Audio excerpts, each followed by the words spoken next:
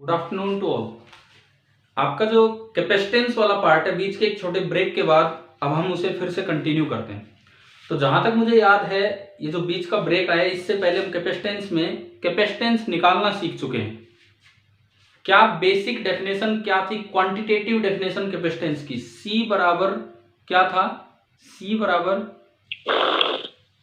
Q by we. वहां पे Q का मतलब था charge stored on the capacitor, वो नहीं जो हमें प्लेट पे दिख रहा है। Q का मतलब क्या था? चार्ज स्टोर्ड का क्या मतलब होता था कि अगर दोनों कंडक्टर्स को आपस में ज्वाइन कर दें कंडक्टिंग वायर से, तो कितना चार्ज फ्लो कर जाएगा जो कैपेसिटर ने अभी जाने से रोका हुआ है। That was the charge stored. और V था वोल्टेज, कब? जब आपने कनेक्ट नहीं कर रखा है तो कितना वोल्टेज है। और ये स्टैंडर्ड डेफिनेशन होती है कैपेसिटेंस निकालने की, C बराबर Q बाई V। हमने शुरुआत की शायद स्फेरिकल कैपेसिटर से, उसमें भी पहले दूर दूर रखे, फिर वो कंसेंट्रिक बना दिए, फिर हम गए सिलेंड्रिकल की तरफ। हाँ जी सर, ये वोल्टेज पोटेंशियल को बोलते हैं, पोटेंशियल डिफरेंस को। Potential difference is known as voltage. ठीक है, दो पॉइंट्स के बीच का जो पोटेंशियल डिफरेंस है that is known as voltage. जैसे हम कहते हैं हमारे घर में कितनी वोल्टेज आती है, सुनाओ कितनी वोल्टेज आती है? 440 भाई 220 के आसपास 220 वोल्ट के आसपास रहती है।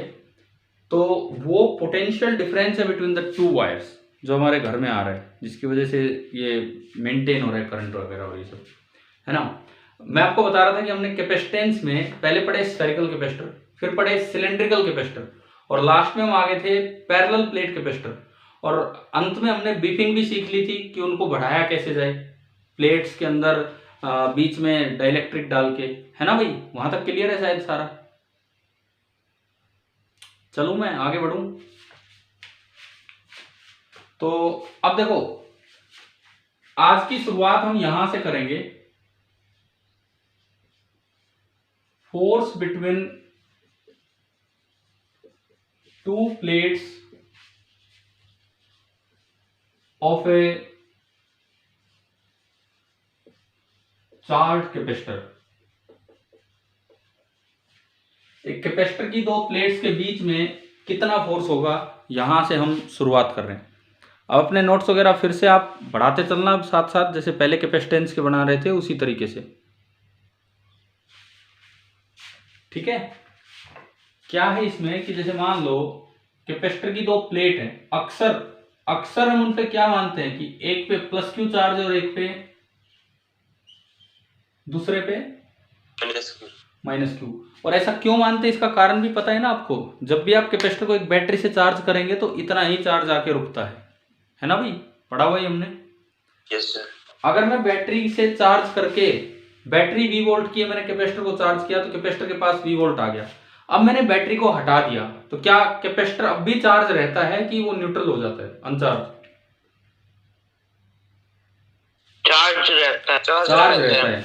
अब भी उसके पास पोटेंशियल डिफरेंस रहेगा। मैंने उस दिन सर लास्ट डे जब कभी हम ये चीज कर रहे थे, मैंने कहा था कि अगर एक टॉर्च बल्ब आपके पास हो, आप एक बैटरी से कैपेसिटर को चार्ज करके उस कैपेसिटर से भी बल्ब को ऑन कर सकते हैं, जस्ट 1-2 सेकंड के लिए। बताया था ना ये? बताया था। हाँ, तो ये चीजें एक्सपेरिमेंटली भी देखी जा सकती हैं, बट वो सुविधाएं हैं नहीं मेरे पास तो यहाँ पे। तो देखो अभी। हाँ जी, एक क्वेश्चन पूछूं? बोलो। जो सोलर पैनल होते हैं ना, सोलर पैनल, हाँ यस सर, वो हीट को किस में कन्वर्ट करते हैं? मतलब सर एक बार तो पहले तो सुनो मैं बताता हूँ। सोलर सेल क्या करते हैं आप ये पूछो, सोलर पैनल नहीं, सोलर सेल। पैनल तो उसी का एक बड़ा रूप होता है सर, वही है ना। yes, तो सोलर सेल करता क्या है, सनलाइट आती है, सनलाइट, तो जो सोलर एनर्जी है उससे, वो सोलर सेल के अंदर एक सेमीकंडक्टर होता है। आपकी जो पार्ट सेकंड ऑफ एनसीईआरटी उसका लास्ट चैप्टर है सेमीकंडक्टर। ठीक है, तो वहां पे सोलर सेल भी हम पढ़ेंगे। जब सनलाइट आती है तो वो सेमीकंडक्टर में बीच में एक जंक्शन होता है, एक साइड पी लेयर होती है, एक साइड एन लेयर, और बीच में जंक्शन होती है।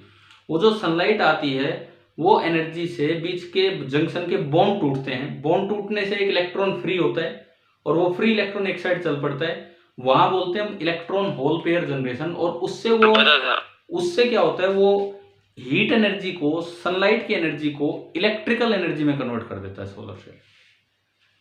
ठीक है, अब इसकी जो इन डेप्थ जो वर्किंग है वो सोलर सेल के समय ही हम पढ़ रहे होंगे। ठीक है, अगर पहले पढ़ना हो तो आप पहले भी पढ़ सकते हो कहीं से, मेरा भी कोई वीडियो होगा मैं दे दूंगा आपको, लेकिन अभी कोई जरूरत नहीं क्योंकि उनकी चीजें हमने पढ़ी नहीं है सोलर सेल के लायक।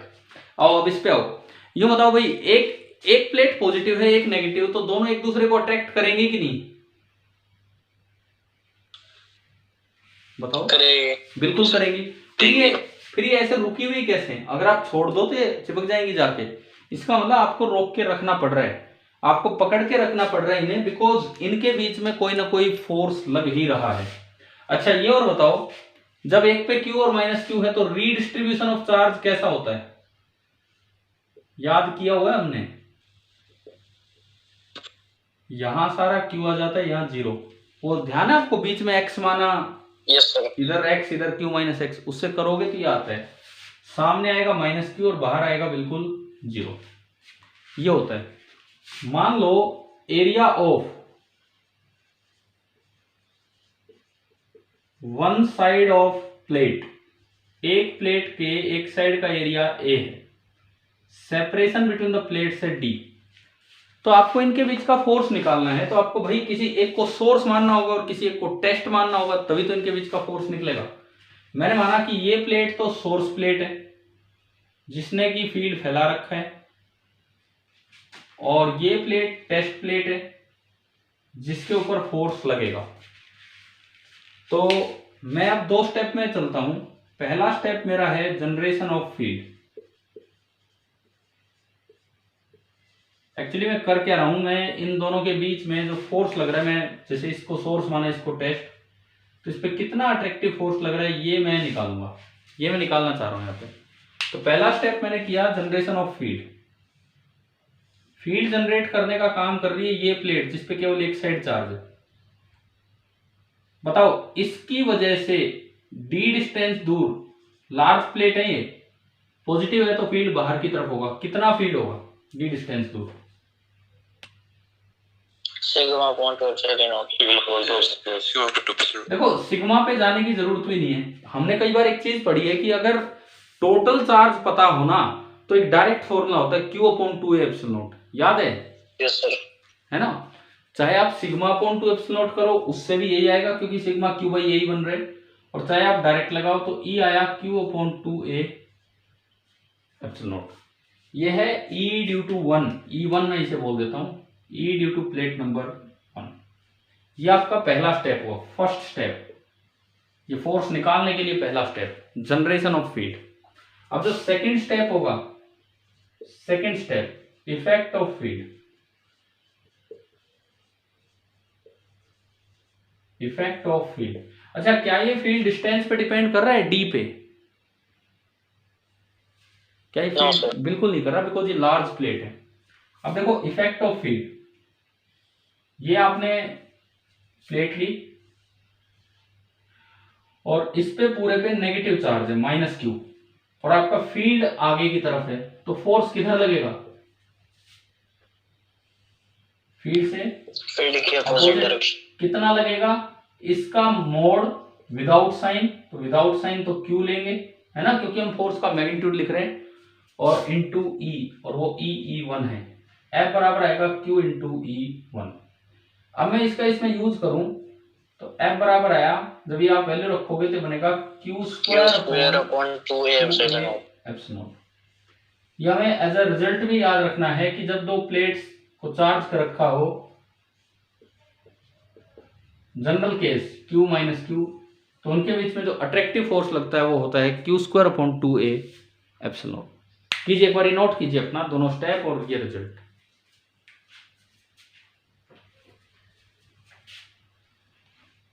सीरीज में दोनों प्लेट्स के पीछे से जो वायर निकाल रखी है, ये ऐसे मतलब दिखाने के लिए कुछ यूज है? यूज क्या है, ये टर्मिनल्स हैं, मतलब ऐसे नहीं है ये, अरे ये बाहर के लिए कनेक्टिंग वायर है। देखो एक मिनट, मतलब बैटरी से कनेक्ट करके फिर हटा रखी है। सुनो, ये मेरे पास एक सिलेंड्रिकल कैपेसिटर दिख रहा है आपको? हाँ। अब ये क्या इसमें दो वायर नहीं निकाल रखी है? हाँ।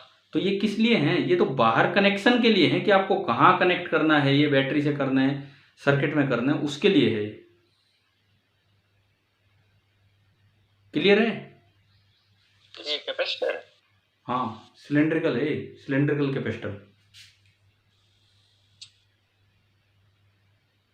क्या काम होता है सर इसका?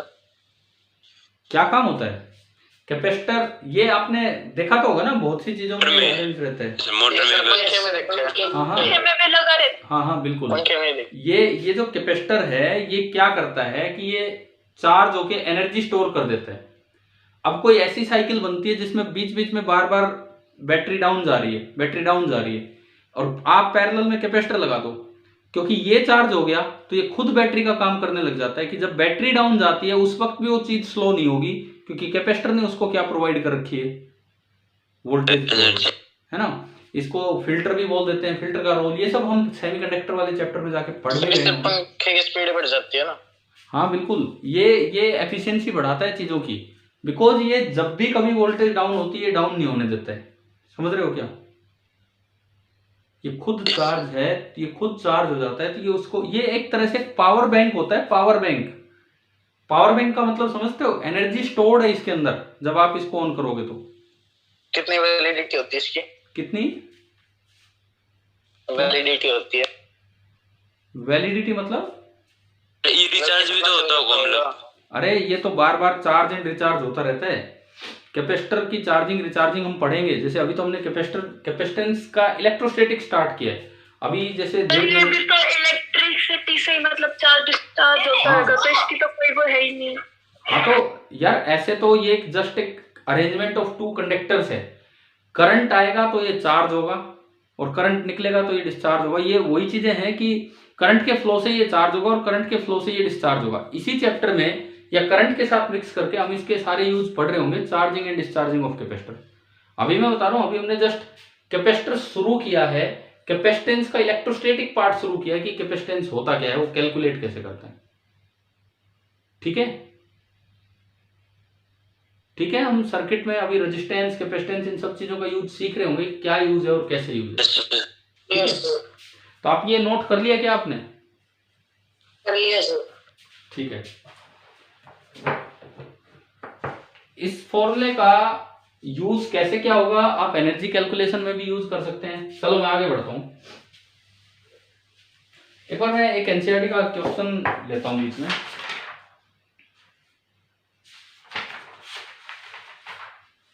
आप एक्सरसाइज के 28 क्वेश्चन पे आइए, सेकंड चैप्टर के। मेरी बुक में पेज नंबर 90 है, हो सकता है आपकी बुक में एक आधा इधर हो, क्योंकि वेन डी ग्राफ जनरेटर हटा दिया गया है। तो आप इसमें देख लो कौन सा क्या है। क्वेश्चन नंबर 2.28,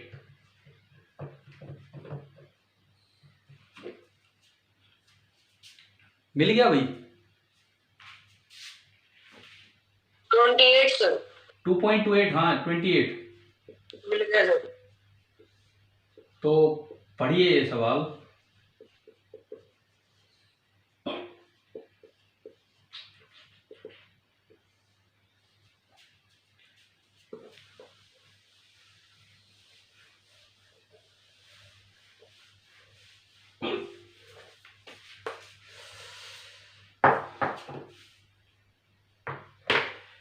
क्या लिखता है इसमें? शो दैट द हाफ क्यों लिख रखा है? हाँ तो वही तो सवाल है और वही पूछा आपसे। और ये कोई ऐसा सवाल नहीं भाई, ये फेनमैन ने अपने, रिचर्ड फेनमैन ने अपने लेक्चर्स में पूछा था ये सवाल, जो एनसीईआरटी ने यहाँ उठाया है। रिचर्ड फेनमैन के लेक्चर्स में ये क्वेश्चन है और वो हाफ की इंपोर्टेंस पूछ रहा है। और ये पहली बात, हाफ आया क्यों? Show that the force on each plate of a parallel plate capacitor has a magnitude equal to half QE where Q is the charge on the capacitor and E is the magnitude of electric field between the plates। हम तो अभी Q into E1 कर रहे थे, फिर ये half कहां से आ गया?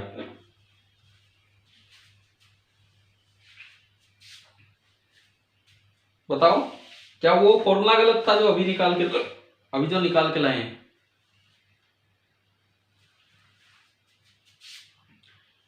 देखो ये कह रहा है कि ये दो प्लेट्स हैं, कैपेसिटर की दो प्लेट्स हैं, एक पे चार्ज है Q और एक पे माइनस Q।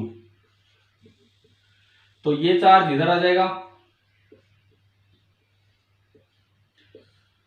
अब मुझे ये बताओ कि कैपेसिटर के बीच में फील्ड कितना है फिलहाल, दोनों प्लेट्स के बीच में कितना फील्ड है ये बताओ। Q/2A ना वो तो एक के कारण देखो, हाँ Q/A एक के कारण देखोगे E1 पॉजिटिव चार्ज का दूर की तरफ Q/2A नोट, दूसरे के कारण Q/2A नोट, वो नेगेटिव है तो उसकी तरफ होगा, खुद की तरफ। तो दोनों सेम डायरेक्शन में है तो अंदर E कितना हो गया, E1 प्लस E नेट कितना होगा, E1 प्लस E2 कितना हुआ, ये कितना बना, Q/A नोट। दोनों साइड आपने Q से मल्टीप्लाई किया,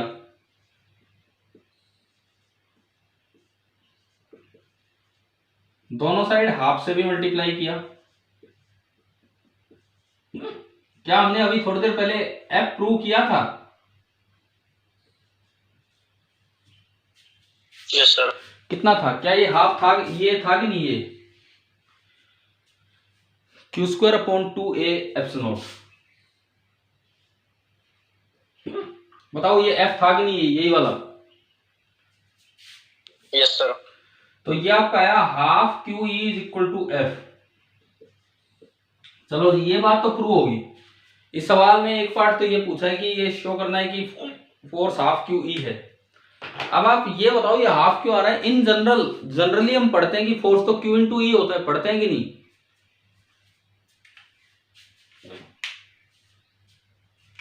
हाँ भाई बताओ, फोर्स का फॉर्मूला Q × E होता है कि हाफ Q × E होता है? सर Q × E होता है, लेकिन ये E बिटवीन द प्लेट्स ले रखी है तो इसलिए आगे हाफ आ गया। बिल्कुल सही है, लेकिन इसको मान लो एक्सप्लेन करके आए कहीं तो कैसे करें, अब वो सुनिए। ये मैं यहाँ लिख देता हूँ, एक्सप्लेनेशन ऑफ फैक्टर हाफ। ये भाई आपके एटलीस्ट CBSE बोर्ड एग्जाम में तो पूछा जा सकता है सवाल, तो वहां पे आपको ये हाफ फैक्टर कैसे करना होगा वो सुनिए। जैसे कुछ स्टैंडर्ड पुरानी बुक्स जहां से NCERT ने क्वेश्चन लिया है उन्होंने किस तरह एक्सप्लेन किया है, मैं वो आपको बता रहा हूँ। फेनमैन लेक्चर्स, ग्रिफिथ्स, उन्होंने किस तरह से एक्सप्लेन किया वो सुनिए। वो कहते हैं कि ये दो प्लेट्स हैं, इस पे Q चार्ज है, इस पे -Q चार्ज है, तो दोनों प्लेट्स के बीच में फील्ड कितना है, बीच में फील्ड कितना है, Q/A नोट। और दोनों प्लेट्स के बाहर फील्ड कितना है बताओ, दोनों प्लेट्स के बाहर दोनों का फील्ड कैंसिल आउट हो जाएगा, 0। E आउट इज 0 और जो E इन है वो E है। तो उन बुक्स का, उन जो पुराने साइंटिस्ट लोग हैं जिन्होंने किताबें लिखी हैं, उनकी ये एक्सप्लेनेशन है कि E at the location of plate, E at the location of -Q is average of E in and E out, is average of E in and E out। Average of E in मतलब अंदर तो है Q/A0, बाहर 0 divided by 2, तो ये आ गया Q/2A0। और फिर उसके बाद ये कहते हैं कि ये जो -Q चार्ज है ना तो ये E in पे रखा है ना E out पे, तो इसके एवरेज से आप मल्टीप्लाई करो। तो इसकी एक्सप्लेनेशन फर्दर ये है कि जो F लगेगा दैट विल बी -Q का मोड इनटू एवरेज E, और एवरेज E जो आएगा दैट इज E जो अंदर है जिसको आपने E ही बोला है + 0/2।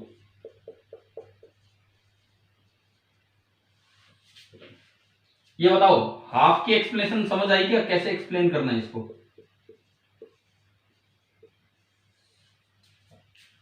हाँ भाई बताइए, क्लियर हुआ हाफ की एक्सप्लेनेशन? देखो हमने पहले प्रूफ किया है तो उसमें तो हमें पता ही है कि हाफ इसलिए आ रहा है कि बीच में तो दोनों का फील्ड है, लेकिन अगर आप इस पे फोर्स निकालोगे तो केवल इसका फील्ड लेना है, उसका खुद का फील्ड नहीं लेना है।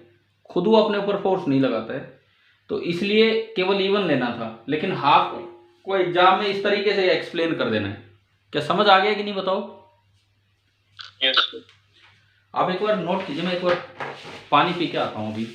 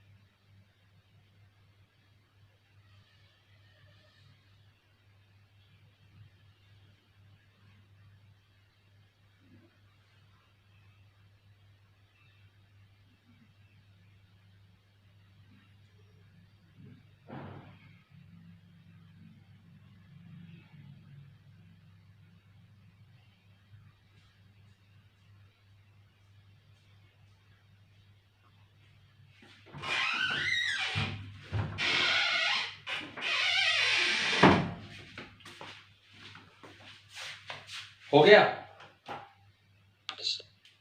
Yes sir. चलो दोनों प्लेट पे चार्ज सेम हो तो सर, क्या दोनों प्लेट पे चार्ज सेम हो तो और जीरो हो जाएगा ना?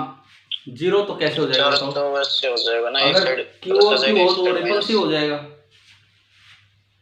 भाई। अगर इस पे भी क्यू है और इस पे भी क्यू है, आप तो बल्कि एक जनरल केस भी कर सकते हो। एक पे Q1 है, एक पे Q2 है, एक पे Q1 एक पे Q2, तो आप इसकी वजह से फील्ड लिखो Q1/2A और उससे अगले फोर्स को मल्टीप्लाई करो तो बनेगा Q1 × Q2/2A। समझ आया? यस। अगर वो लाइक चार्ज है तो रिपल्सिव होगा, अनलाइक है तो अट्रैक्टिव। लेकिन इन जनरल कैपेसिटेंस का मतलब ये लिया जाता है Q और -Q, तो इसलिए फिर हम यही वाला केस पढ़ लेते हैं और ये फोर्स याद भी कर लेते हैं, Q²/2A। चलें अब आगे बढ़े। सर जो एक्सप्लेनेशन अगर हम अपनी दे दे जो पहले बताइए ना, अगर आप अपनी दे दो लेकिन उसमें थोड़ी अंग्रेजी वगैरह सही रखो, एक्सप्लेन सही से करो तो कोई दिक्कत ही नहीं है। मैंने आपको कई बार बोला बीच में, मैंने कई बार बोला ये वो एक्सप्लेनेशन है जो पुराने स्टैंडर्ड बुक्स जहां से एनसीईआरटी ने क्वेश्चन लिया है वहां क्या एक्सप्लेनेशन दी हुई है वो ये है ना। आप ये देना चाहें तो ये क्या है, ये थोड़ी क्वांटिटेटिव सी एक्सप्लेनेशन लगती है। चेक करने वाले को आपको कुछ ज्यादा लिखना नहीं पड़ा और उसको ज्यादा सोचना नहीं पड़ा। जो अपनी एक्सप्लेनेशन है उसमें ना पहले बताना पड़ेगा भाई ये सोर्स है, खाली इसी का फील्ड लो उसका फील्ड, मतलब इस तरह से, है ना। Yes sir. ठीक है, तो एग्जाम पॉइंट ऑफ व्यू से सब्जेक्टिव पेपर के हिसाब से ये एक्सप्लेनेशन अच्छी है, ये वाली एक्सप्लेनेशन। वैसे लॉजिकली वो ज्यादा बेटर है। चलें आगे बढ़े। Yes sir. अब देखो, अब हम निकालते हैं कि कैपेसिटर हमने कहा कि एक एनर्जी स्टोरिंग डिवाइस है, इसका काम ही है कि ये एनर्जी को स्टोर करता है, इलेक्ट्रिक फील्ड के रूप में ये एनर्जी को स्टोर करता है। क्या हम पहले पोटेंशियल के समय ये पढ़ के आए हैं कि बिल्कुल पढ़ा होगा शायद, कि इलेक्ट्रिक फील्ड में भी एक एनर्जी स्टोर होती है, एक self potential energy, solid sphere की, होलो स्फीयर की। Yes sir. और वहां ये फॉर्मूला पढ़ा है कि जो energy half into epsilon into E square is the energy density of the electric field, पढ़ा है ना ये? Yes sir. ठीक है, तो अब हम एक पार्ट हम करेंगे यहां पे, energy stored in A charge capacitor.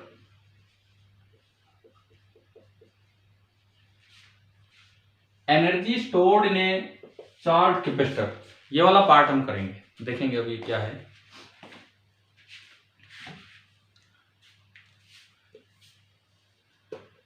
देखो, जैसे मान लो यार ये चैप्टर मतलब इस तरह का चलता है, अगर थोड़ी सी लैब फैसिलिटी अवेलेबल हो, ये ऐसा नहीं कि मतलब स्कूल में पढ़ रहे होते तो लैब में जाके पढ़ रहे होते, वो नहीं, बट छोटी छोटी, इसके लिए लैब में जाने की जरूरत नहीं है। लैब फैसिलिटी का मतलब है छोटी बैटरी, छोटा टॉर्च बल्ब।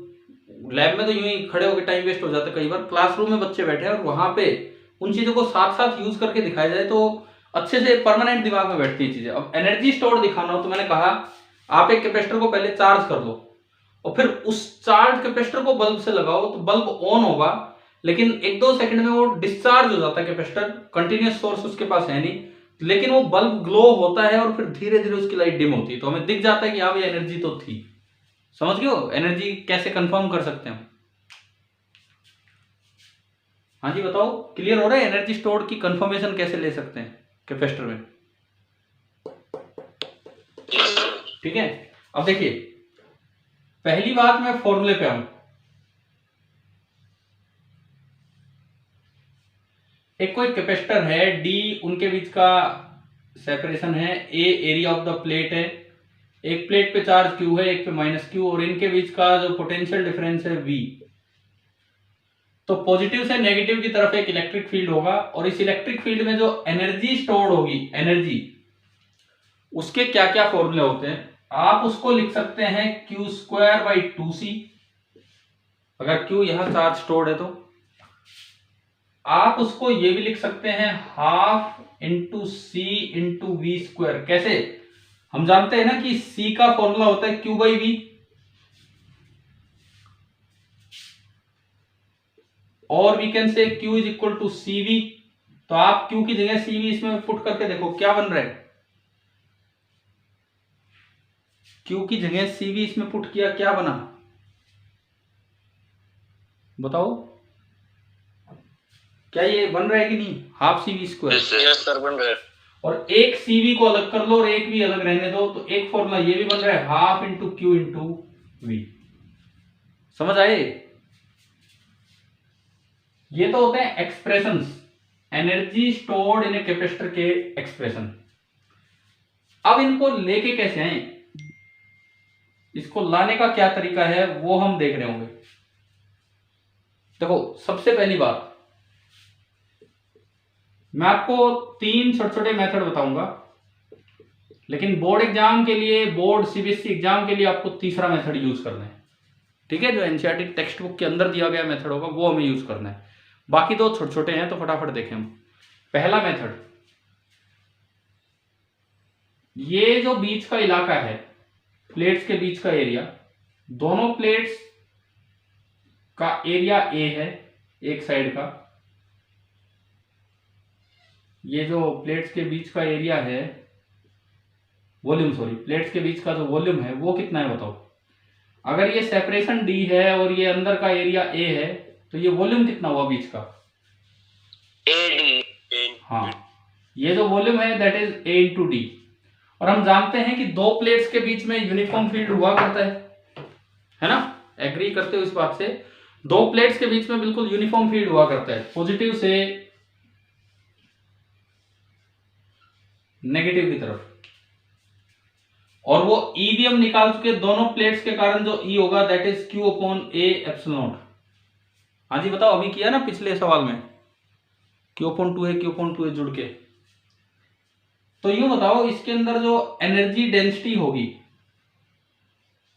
एनर्जी डेंसिटी जिसको कि आप छोटे U से डिनोट करते हैं, हम उसका फॉर्मूला पढ़ के आए होते हैं 12×ε0 × पढ़ा ना ही हमने। ठीक है, this is equal to 12×ε0 × E²। तो Q²/2A, 2 कहां से आ गया? Q²/A²ε0²। बताओ भाई, एनर्जी डेंसिटी आ गई समझ? और ये एनर्जी डेंसिटी यूनिफॉर्म है। अगर एनर्जी डेंसिटी यूनिफॉर्म होती है तो जो एनर्जी स्टोर्ड होगी that will be equal to energy density into volume. अगर एनर्जी डेंसिटी पूरे इलाके में यूनिफॉर्म है, क्योंकि E यूनिफॉर्म है, तो जो एनर्जी स्टोर्ड होगी that will B energy density into volume.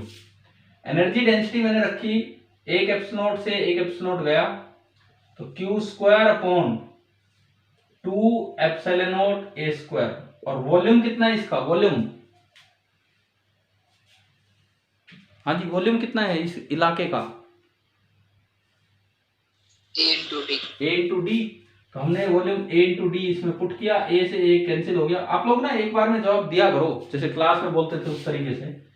तो यहां से टोटल एनर्जी आई Q²/2, इस D को नीचे ले जाओ, ε0A/D। और ε0A/D क्या होता है पैरेलल प्लेट कैपेसिटर के लिए, C होता है।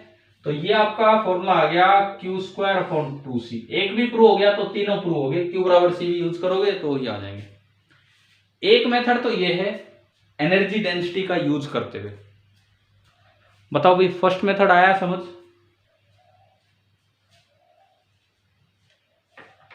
हाँ जी बोलिए, क्लियर है क्या पहला मेथड? ठीक है, आप नोट कीजिए, फिर मैं सेकंड मेथड पे चलूंगा।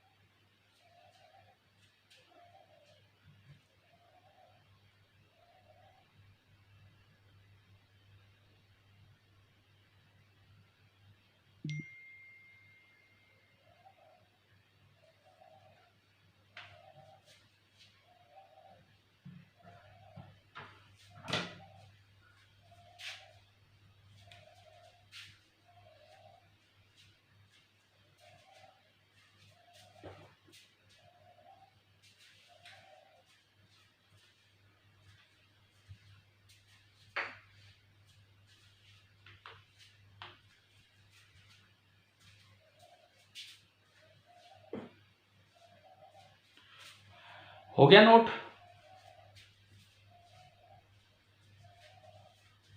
Yes sir. चलिए अब दूसरे मेथड पे चलते हैं। सेकंड मेथड क्या है वो, इसमें तो हमने खुद ही एक पुराने फॉर्मूले का यूज कर लिया और इस तरह से हुआ है।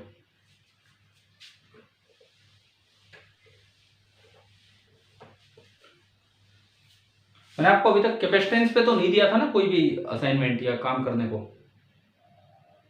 No sir. हाँ क्योंकि सवाल दिए थे सर। क्या 2-3 सवाल दिए थे ना, 2-3 वैसे ही भेजे थे, कोई असाइनमेंट की तरह तो नहीं दिया है ना इस पे कैपेसिटेंस पे। 2-3 सवाल हो गए थे जो दिए थे वो मैंने, एक तो हो गया था। अब वो मुझे तो खैर ध्यान भी नहीं, मैं एक बार देखूंगा आपके ग्रुप पे क्या भेज रखा है और उसके बाद हम अगली बार वो डिस्कस करते हैं। अभी दूसरा मेथड सेकंड। देखो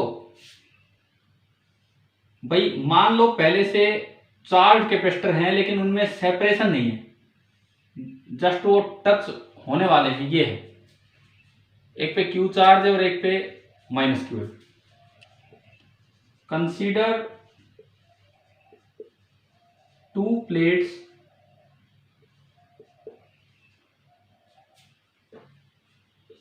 initially charge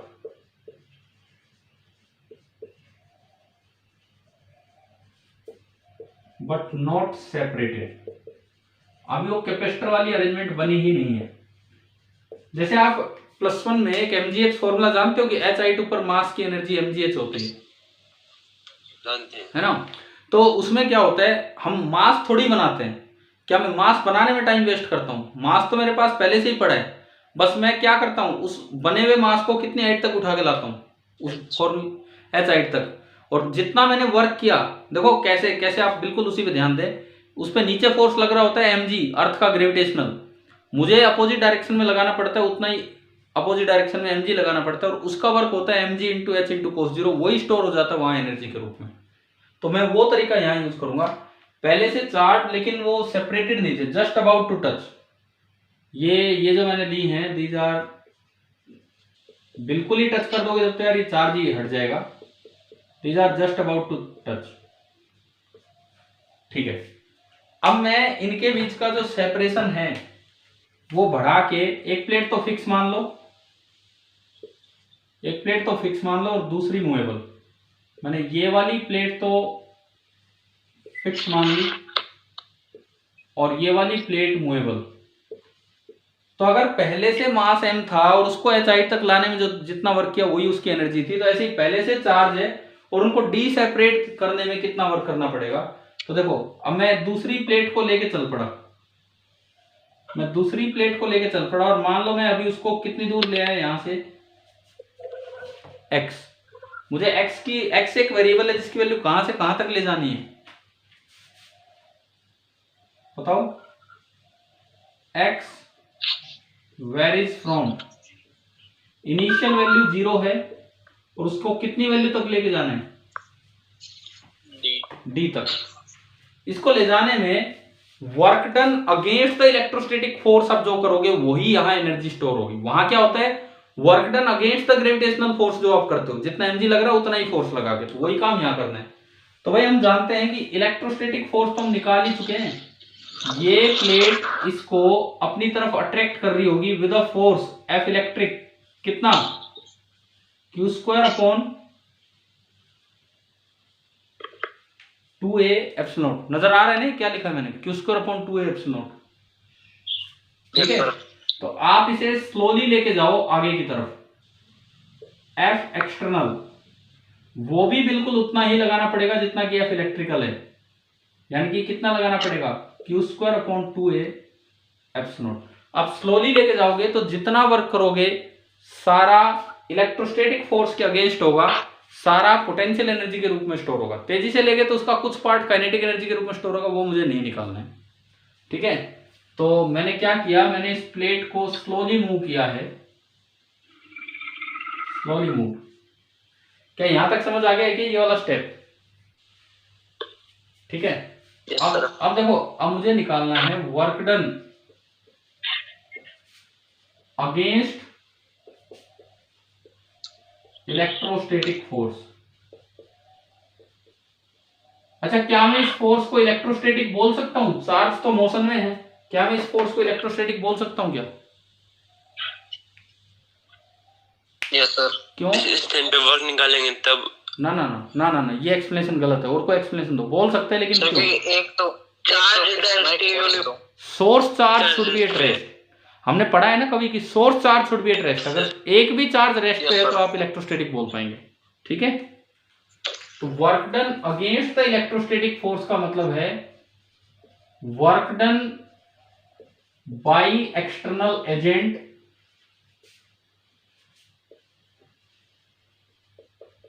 in slowly moving the plate, in slowly moving the plate। और इस बार फायदा ये है कि वो वर्क इंटीग्रेशन से नहीं निकलेगा, डायरेक्ट निकल जाएगा F एक्सटर्नल डॉट जो भी आप डिस्प्लेसमेंट करोगे। मैं S इसलिए लिख रहा है, S तो हम एरिया के लिए लेते हैं, तो मैंने L से डिस्प्लेसमेंट को बोल दिया। भाई ये इंटीग्रेशन की जरूरत क्यों नहीं पड़ी? ये फोर्स कांस्टेंट है, क्योंकि इलेक्ट्रिकल फोर्स कांस्टेंट था तो आपको भी कांस्टेंट ही लगाना पड़ेगा, बिकॉज ये आपका F एक्सटर्नल जो है वो कांस्टेंट है। इसलिए ये बीच में क्या आ गया, इसको हटाओ भाई। अब सुनो, इसको मैं आगे कंटिन्यू करता हूं। तो ये जो वर्क आया W, F एक्सटर्नल आगे लग रहा है, कितना लग रहा है Q² अपॉन 2a एप्सिलॉन। मुझे कैपेसिटेंस बनाने के लिए इसका सेपरेशन कितना करना है, कहां तक लेके जाना है, इसे कितनी दूर लेके जाना है? डी तक। तो जो L वेक्टर होगा डिस्प्लेसमेंट वो D है और आगे ही फोर्स लग रहा है, आगे ही डिस्प्लेसमेंट है, तो एंगल कितना उनके बीच का? 0 डिग्री। तो ये फिर से आप देखो, अगर आपको समझ आ रहा हो तो W बनेगा Q² अपॉन 2 cos 0 1 होता है, और ये नीचे गया एप्सिलॉन A बाई D, और ये आ गया Q² बाई 2c। और हम लिख देंगे कि दिस वर्क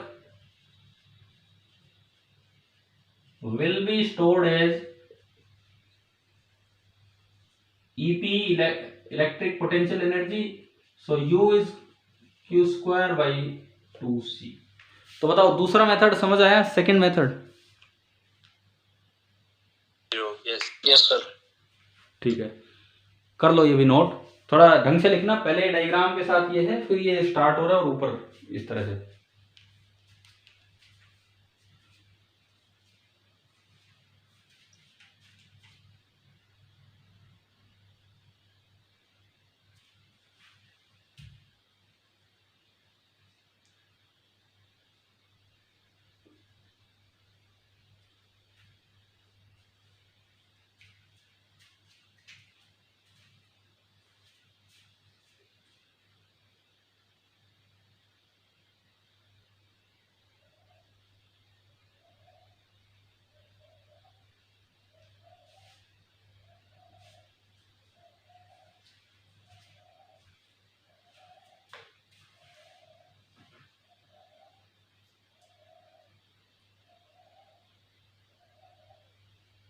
हो गया सर। ठीक है, ये जो वही सर्किट है उस दिन वाला। इसमें ये जो सिलेंड्रिकल दिख रहे हैं ना, दो ये लगे हुए हैं इसमें, यस सर। ये भी कैपेसिटर ही है। और मैं अगर इस पे पढ़ के बताऊं तो इस पे लिखा हुआ है 15 माइक्रोफेराड, दोनों पे 15 माइक्रोफेराड लिखा हुआ है। तो हमने आपको बताया था कि प्रैक्टिकल यूनिट क्या है कैपेसिटेंस की,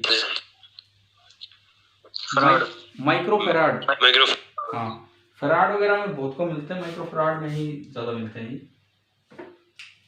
अच्छा, अब आते हैं मेथड थर्ड पे, और उसके साथ ये लिख देना फॉर बोर्ड एग्जाम भाई, ताकि ध्यान रहे कि अगर सीबीएसई एग्जाम में, और ये एक अच्छा सवाल है वहां के लिए, जो आपके रेगुलर एग्जाम होते हैं उनमें पूछ लिया जाता है प्रूफ कई बार। तो अब हम तीसरे पार्ट पे चलते हैं, बल्कि कई बार यूं पूछते हैं, ये प्रूव करके और ये दिखाओ कि energy density half epsilon not E square, कई बार ऐसे पूछते हैं सवाल। ये प्रूव करके यूं शो कीजिए कि एनर्जी डेंसिटी इलेक्ट्रिक फील्ड में half epsilon not E square. तो ये प्रूव तो करना है तीसरे मेथड से जो आप करेंगे, और लास्ट में फिर उस एनर्जी को वॉल्यूम से डिवाइड करके और वो पहले मेथड का उल्टा प्रोसेस कर देना है। समझ गए ना आप? समझ गए हो? अगर इस तरह से आ जाए तो लंबा क्या फिर तो लंबा। दोबारा बोलो, आवाज कट रही है, क्या कह रहे हो?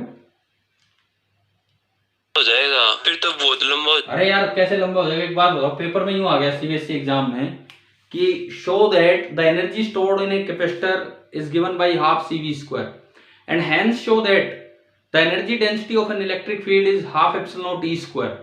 तो मैं कह रहा हूं पहले मेथड थर्ड से हाफ CV स्क्वायर प्रूव करेंगे, और फिर जो सेकंड पार्ट है उस पेपर के सेकंड पार्ट क्वेश्चन के लिए फिर हमें उल्टा जाना होगा। उसमें छोटा ही है, कोई बहुत बड़ा नहीं है। मैं लाओ ये तीसरे पार्ट से करके फिर वो भी आपको करके दिखा दूंगा, जरा सा तो काम है वो। तो अब हम आते हैं अपने तीसरे मेथड पे। हो जाएगा सर, बोर्ड में डायग्राम बनाने पड़ेंगे। तो बिना डायग्राम कैसे पार पड़ेगी? और डायग्राम जितना बनाओगे चांसेस उतने ही ज्यादा हैं कि आप बहुत अच्छा स्कोर कर जाओगे। आपकी रामायण कौन पढ़ेगा वहां बिना डायग्राम के?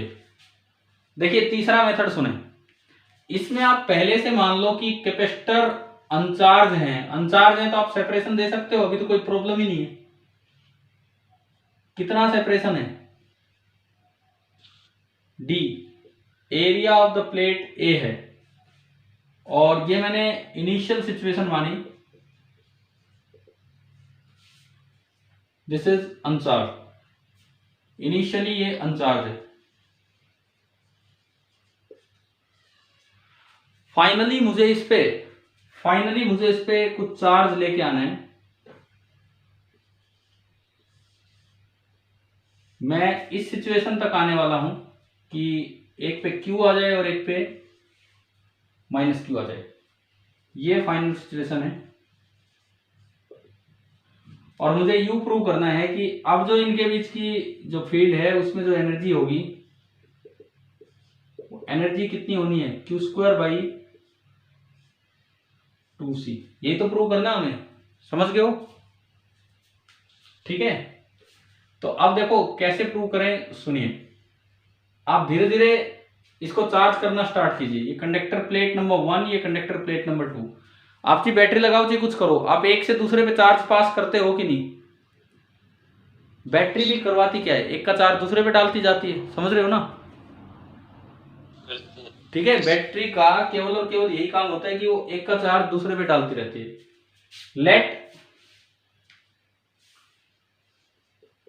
लेट अस ट्रांसफर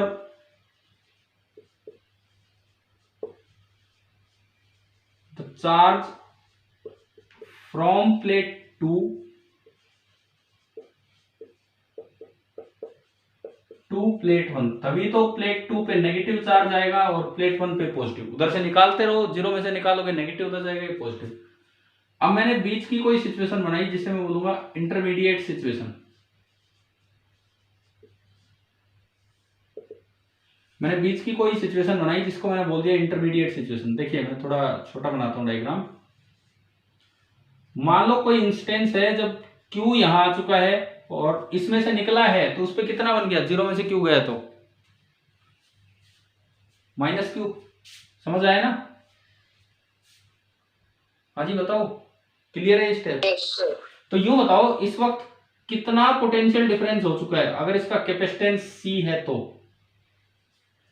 यहां जो पोटेंशियल डिफरेंस अगर मैं V लिखूं तो V कितना होगा, Q/C। ये तो हम पढ़ चुके हैं क्योंकि Q बराबर CV और उन सब चीजों से। अब अगर मैं फर्दर थोड़ा सा चार्ज और ट्रांसफर करूं, dq, ये प्लेट नंबर 1 है और ये प्लेट नंबर 2 है। भाई मुझे इस Q को वेरी कराना है। Q वेरीज फ्रॉम, जैसे पिछली बार X वेरी कर रहा था 0 से D, इस बार बताओ Q कहां से कहां वेरी करेगा। इनिशियल चार्ज कितना है प्लेट पे, 0 से Q। ये मुझे लगता है थोड़े उल्टे बना रखे हैं ना। ये इस पे Q आएगा और इस पे -Q आएगा। तो Q varies from 0 to capital Q। Now transfer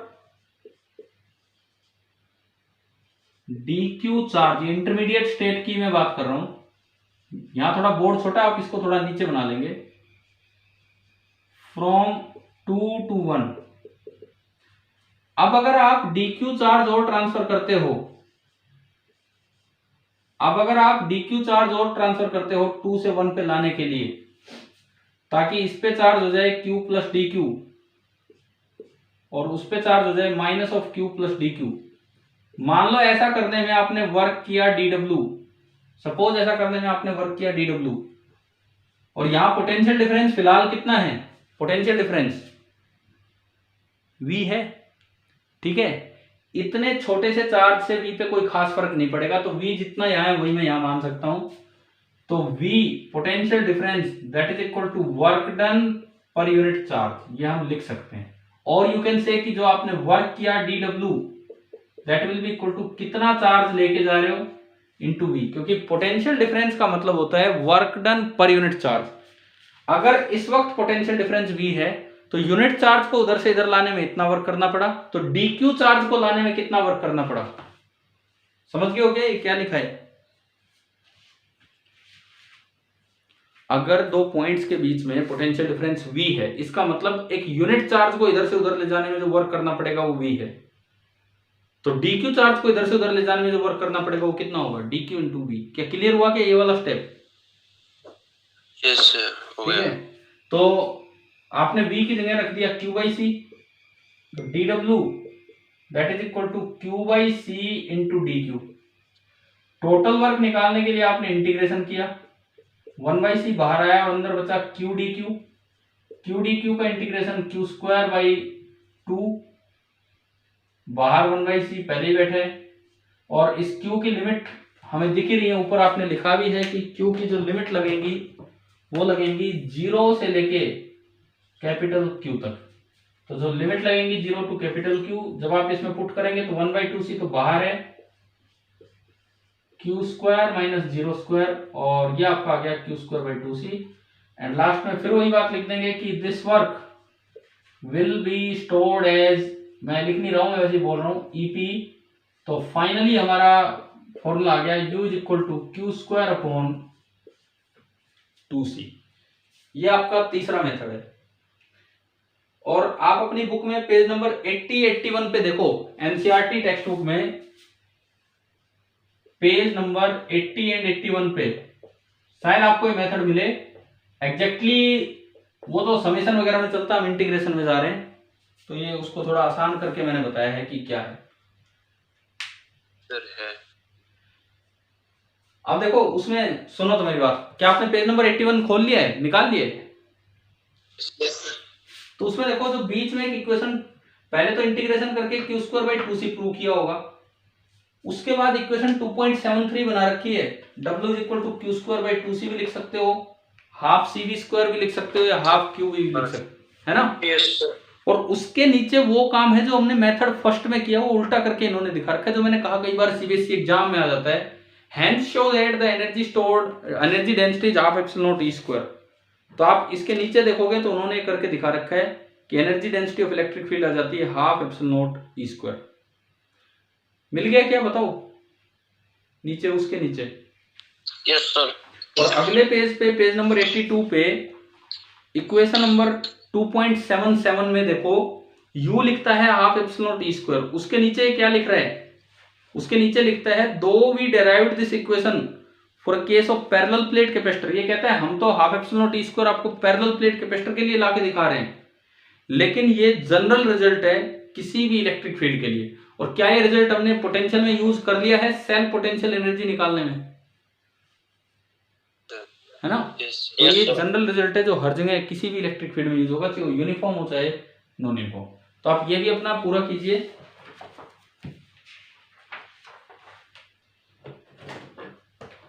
और मुझे ये बताओ, क्या मैं इससे निकाल के दिखाऊं क्या हाफ एप्सिलॉन नॉट e² कैसे आएगा, या कर लोगे वहां से? बताओ, खुद कर लेंगे। हाँ वो बता दिया आपको, वहां से देख लेना कैसे क्या है।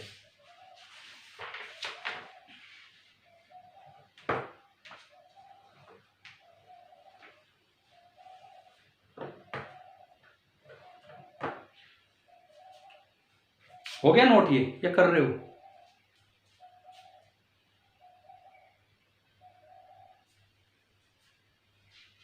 हो गया सर। ठीक है, अब सुनो, आज की क्लास को मैं एक बार रिकैप करता हूं।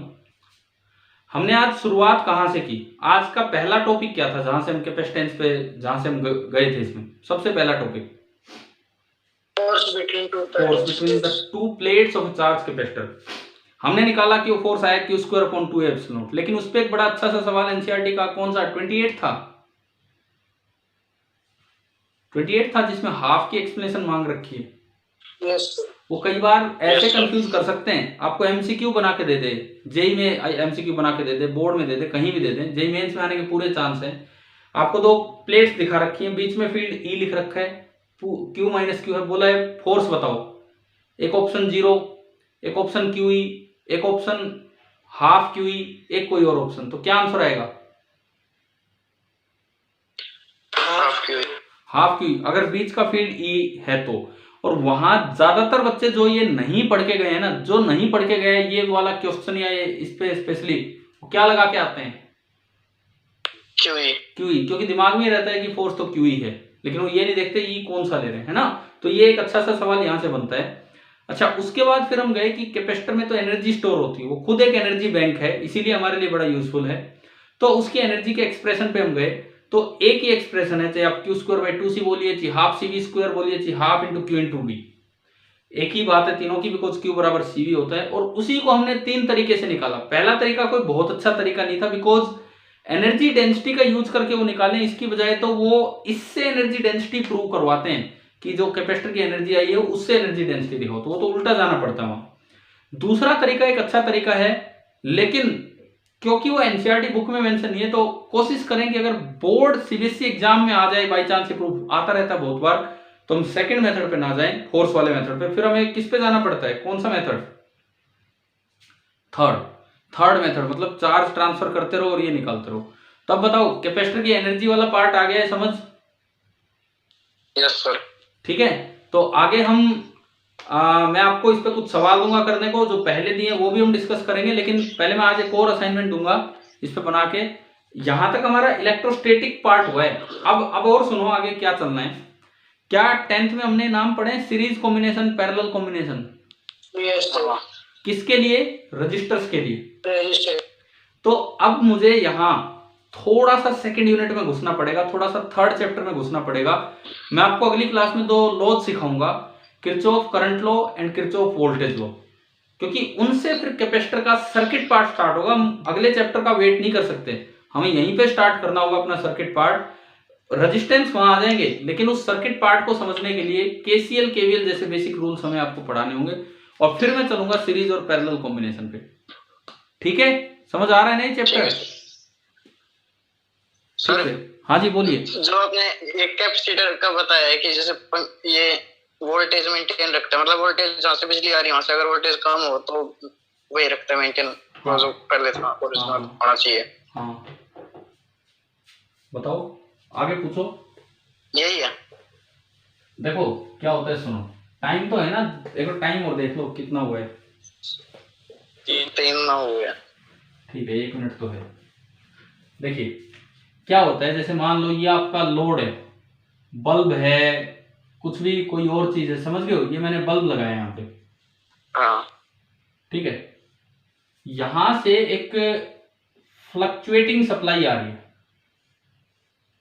यहां से सप्लाई कैसी आ रही है, मैं कहूं कि इस तरह का करंट वोल्टेज आ रही है, जो कम हो रही है फिर बढ़ रही है, कम हो रही है फिर बढ़ रही है, समझ गए हो? Yes sir. अगर आप इसके साथ बगल में एक कैपेसिटर लगा दें, तो जब ये वोल्टेज हाई थी तो ये वोल्टेज इसके पास भी थी, कैपेसिटर के पास।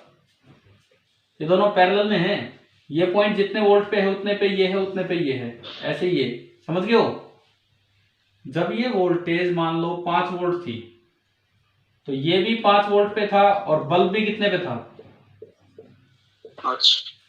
अब देखो आगे से आने वाली वोल्टेज तो कम होके कहां तक जा रही है? 0।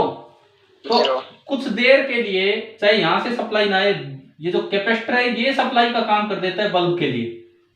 बहुत देर तक नहीं कर सकता है, नहीं तो बल्ब डिम होके रुक जाएगा, लेकिन थोड़ी देर बाद सप्लाई फिर दोबारा आ रही है कि नहीं? Yes sir. तो कैपेसिटर ऐसे जगह पे काम दे जाता है, बीच में जो फ्लक्चुएशन होना था उसको अवॉइड करवा जाता है, क्योंकि जब तक सप्लाई नहीं थी इसने सप्लाई का काम कर दिया, लेकिन इसकी इतनी हिम्मत थी, दोबारा फिर सप्लाई आ गई तो फिर से चार्ज हो गया, और ये ऐसी जगह पे इसका फायदा है। अगर ज्यादा देर तक ना ज्यादा देर तक तो यार ज्यादा देर तक नहीं कर सकता है, फिर इसका एक आगे हम पढ़ेंगे डिस्चार्जिंग में कितना टाइम लगता है, टाइम कांस्टेंट वगैरह, और ये बस वहीं तक कर पाएगा। डिस्चार्ज हो गया फिर ये नहीं किसी काम का है, अगर चार्ज नहीं हो रहा है तो। ठीक है सर। और जैसे कि कोई क्वेश्चन आता है कि 3-4 प्लेट्स रखी है, उन पे चार्ज दे दिया अलग अलग, और फिर वो रिडिस्ट्रीब्यूशन होगा, फिर बीच में कोई भी 2 ले ली, उनके बीच में अगर रोड रख दे तो कितना चार्ज फ्लो होगा? बीच में एक मिनट दोबारा बोलो, आपने 3-4 प्लेट ली, 4 प्लेट ले ली, हाँ पैरेलल रख दी, ठीक है, उस पे चारों पे अलग अलग चार्ज दे दिया, ठीक है, उसके बाद रिडिस्ट्रीब्यूशन होगा चार्जेस का। ठीक है, फिर जो बीच में 2 प्लेट है उनके बीच में अगर कोई रोड लगा दी कंडक्टिंग रोड, तो कितना चार्ज फुल होगा? अच्छा ठीक है। अगर इस तरह का कोई अरेंजमेंट आ जाए, ये कोई भी है 4, 3, 5, ठीक है, इस पे Q1, Q2, Q3, Q4 आपने ले लिया, तो हमने रिडिस्ट्रीब्यूशन तो सीख ही रखा है इनका, बिना किसी कनेक्शन के तो सीख ही रखा है, ठीक है। अब बिना किसी कनेक्शन के तो इंडक्शन के कारण रिडिस्ट्रीब्यूशन होता है, इंडक्शन के कारण कि इतना इंड्यूस हुआ, इतना इधर, है ना भाई, इस पे एक्स आया तो इस पे इंड्यूस हो गया -x। अगर आपने बीच में 2 कोई भी एक कंडक्टर से जोड़ दिए, 2 ही, यही जरूरी नहीं, आप कोई भी 2 जोड़ सकते हो, कोई भी 2, ठीक है, तो उनमें कैसे चेंज होगा, हम एक टॉपिक पढ़ने वाले हैं आगे, ये जो पैरेलल प्लेट कैपेसिटर पढ़ा है ना हमने, पैरेलल प्लेट कैपेसिटर, हाँ, इसमें अभी सीरीज और पैरेलल कॉम्बिनेशन आएगा, जो शायद अगली क्लास में स्टार्ट हो जाए केसीएल केवीएल के बाद, तो उसमें ना हम ऐसे व्यवस्थाएं लेंगे, इस तरह की अरेंजमेंट। ये प्लेट्स रख दी मैंने, ठीक है, ये प्लेट्स रख दी, अब फिर इनमें हम किसी को भी ज्वाइन कर देंगे, यही है ना आपका सवाल, कोई 2 आपने कंडक्टर से ज्वाइन कर दिया है ना, और फिर उसमें देखेंगे कि किस तरह से रिडिस्ट्रीब्यूशन होता है, वो भी एक कैपेसिटर का ही पार्ट है, समझ गए आप? ठीक है सर। ठीक है, ये हम ले रहे होंगे उसमें। चलिए ठीक है। बिना तो कैपेसिटर के नहीं होगा क्या? बिना कैपेसिटर से नहीं कर सकते ना, वो कर सकते हैं, लेकिन इससे आसान रहेगा। इसमें मैं एक तरीका आपको बताऊंगा कि किस तरह से होगा, उससे आसान रहेगा। मतलब इसमें वैसे नहीं होगा पोटेंशियल सेम करके? ना ना, वो होगा, बिल्कुल होगा। मैं कह रहा हूँ बिना कैपेसिटर का यूज करके भी आप कर सकते हैं, लेकिन कैपेसिटर से करना आसान रहेगा। जैसे एक चीज सुनो, एक जाते जाते सुन ही लो फिर आप। हमने कभी ये प्रूव किया है कि एक सेल है, Q चार्ज है, R रेडियस है। बताओ इसकी टोटल एनर्जी कितनी होती है stored? Self potential energy of a shell क्या थी बताओ? बोलो भाई, समय भी हो रहा है, जल्दी बोलो। क्या हमने निकाला है कभी कि self potential energy of shell होती है KQ²/2R? Yes sir. पक्का ना, ध्यान है। और ये कैसे निकालते थे? थोड़ा बड़ा तरीका था। आप किसी x डिस्टेंस पे गए, एक गोला लगाया, वहां E लिखा, फिर एक dx और आगे गए, dv वॉल्यूम निकाला, ½ किया, dv से मल्टीप्लाई किया, वो du आ गया, उसको इंटीग्रेट किया 0 R से इन्फिनिटी, तब जाके आ रहा था कि नहीं ये पार्ट? याद है? Yes sir. अब देखो, अब आप कैपेसिटर पढ़ चुके हो तो कितनी जल्दी आ जाएगा। क्या आपने आइसोलेटेड कैपेसिटर पढ़ा है? Isolated sphere as a capacitor, spherical capacitor में क्या हमने isolated sphere as a capacitor पढ़ा है? Yes sir. इसका कैपेसिटेंस होता है 4πε0R, पढ़ा है ना हमने? पक्का पढ़ रखा है? तो यानी कि आप इसको लिख सकते हैं R/K, ठीक है। और हम ये भी जानते हैं कि जो एनर्जी का फॉर्मूला होता है दैट इज Q², क्या होता है एनर्जी का फॉर्मूला? अभी आज ही डिराइव किया, क्या होता है? Q²/2C। तो ये आपका आया Q²/2 और C की जगह आपने रख दिया R/K। तो आप बताओ, क्या वही फॉर्मूला जो इतने एलिमेंट मान के इंटीग्रेशन के बाद आता है, क्या कैपेसिटेंस से डायरेक्ट आ गया कि नहीं इधर से? Yes sir. समझ आ गया ना ये आइसोलेटेड कैपेसिटेंस से, है ना? तो कुछ चीजें कैपेसिटेंस के तरीके से देखने से आसान हो जाएंगी। चलें अभी? Yes sir. ठीक है, फिर आगे कल मिलते हैं। बाय। ठीक।